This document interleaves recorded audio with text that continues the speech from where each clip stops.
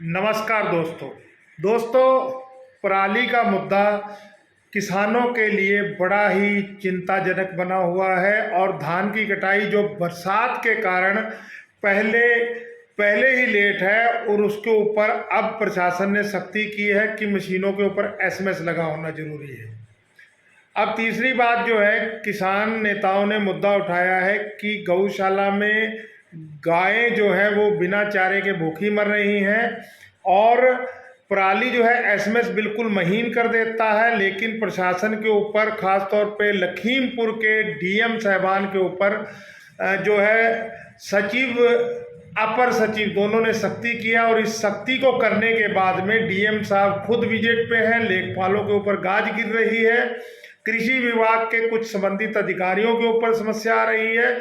लेखपाल को, मोहम्मदी क्षेत्र में एक लेखपाल को निलंबित भी किया गया है, जिसके बाद में प्रशासन पूरी तरह से एक्टिव हो गया है और पराली को जलाने के ऊपर पूर्णतः रोक लग गई है।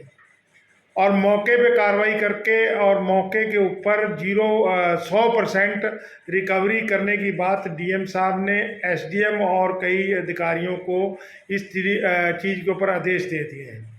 इस बीच में कुछ जिला स्तर के किसान नेताओं के बयान जो है वो हास्यास्पद बयान है। कारण क्या है कि अभी हम एक किसान नेता का बयान सुन रहे थे, और उस बयान के अंदर वो किसान नेता ये बात कहते हुए सुना गया कि हम पराली नहीं जलाएंगे, हमको एमएसपी दे दो।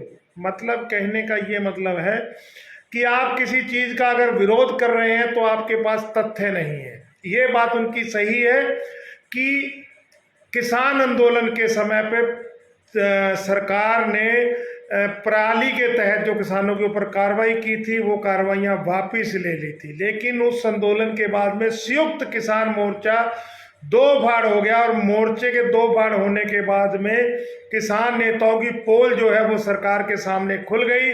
और इस समय सरकार जो है अब पलटवार करने के मूड में है। सुनने में आया है कि हो सकता है 3 कृषि कानून फिर वापस लाए जाए।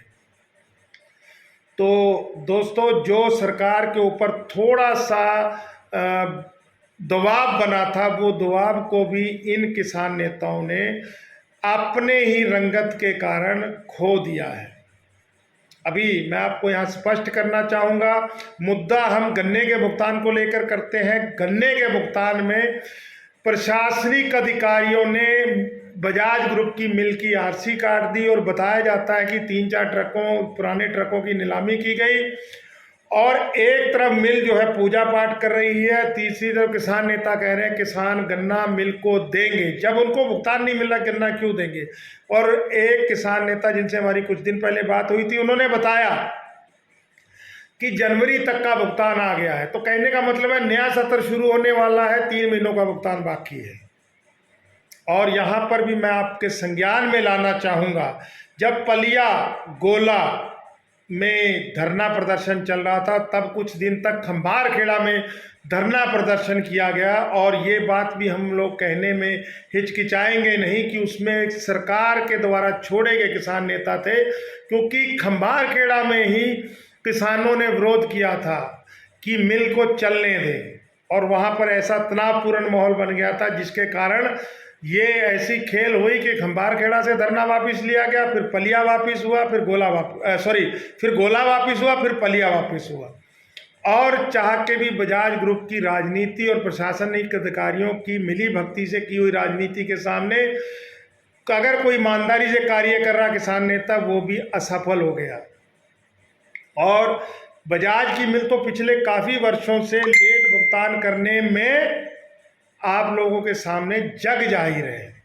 तो दोस्तों, एक तरफ जिस मिल की आरसी प्रशासन ने काट रही है, वो नए सत्र को लगाने के लिए कैसे तैयार है। और प्रशासन ने खुद रिपोर्ट पेश की है कि मिल के अंदर जो सामग्री रखी जाती है सिक्योरिटी के रूप में, वो सामग्री जो है किसी अधिकारियों के नाक के नीचे से मिल वालों ने बेच दी। और अगर अब मिल का सब सामान भी बेच दिया जाए, तब भी 500-600 करोड़ रुपया बाकी रहेगा, किसानों का पूर्ण भुगतान नहीं होगा। और जब नहीं होगा तो सरकार नया गन्ना देके क्यों किसानों की पेमेंट को फंसा देना चाहती है? तो जाहिर सी बात है, सब कुछ मिली भगती है। अधिकारियों ने अपने ऊपर गाज ना गिरे इसके कारण आरसी का खेल खेला है। मैं बार बार आपके सामने इस समस्या को इसलिए लेकर आ रहा हूं, कहीं ये समस्या बाद के अंदर गले की फांस ना बन जाए। और इसके अंदर देखिए, प्रशासनिक अधिकारियों ने आरसी की कार्रवाई को करके अपने आप को सेव कर लिया है।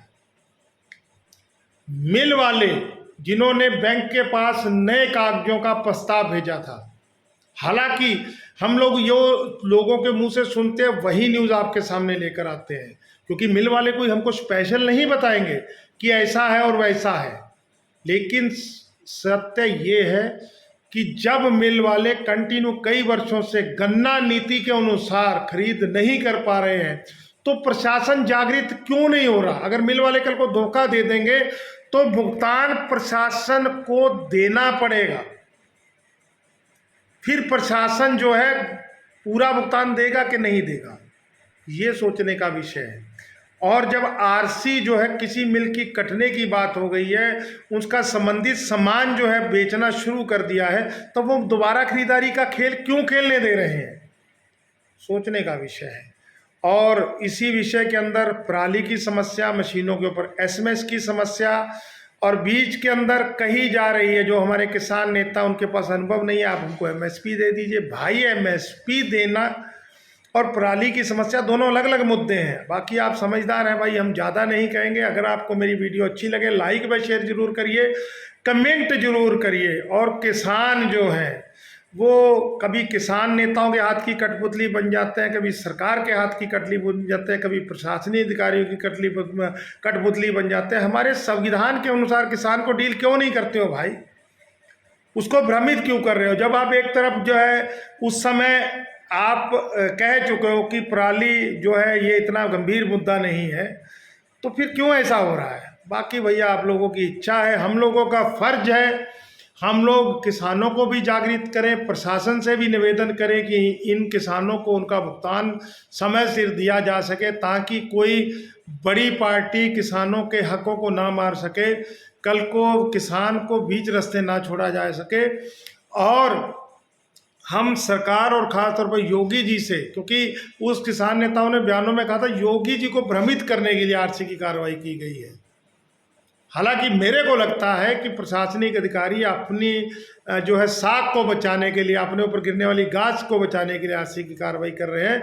लेकिन वो किसान नेता, उनके बयानों को भी हमको महत्व देना पड़ेगा, ठीक है। और उसके बाद में बात रही पराली की, भाई अगर प्रशासन ने देखा कि पिछले 2 वर्ष से, पिछले वर्ष भी किसान गेहूं नहीं बो सका था, इस समय भी खेती के कारण काफ़ी नुकसान हुआ, तो किसान को परेशान करने की बजाय उनके साथ में प्रशासन व सरकार क्यों नहीं खड़ी होती है? तो जाहिर सी बात है, कहीं ये 3 कानून वापस लाने की सुगबुगाहट तो नहीं है, कहीं ऐसा तो नहीं किसान नेताओं से गलती की उम्मीद करके बाद में फिर इस बात का बिल फाड़ा जाए। क्योंकि खंबारखेड़ा मिल का उदाहरण आपके सामने है। यहीं पर हम अपनी बात को क्लोज करते हैं। वीडियो को लाइक व शेयर करें। धन्यवाद दोस्तों। जय हिंद, जय जवान, जय किसान। और अगर मेरी कोई बात आपको गलत लगी हो तो कृपया कमेंट करके उसको सही करें। धन्यवाद दोस्तों।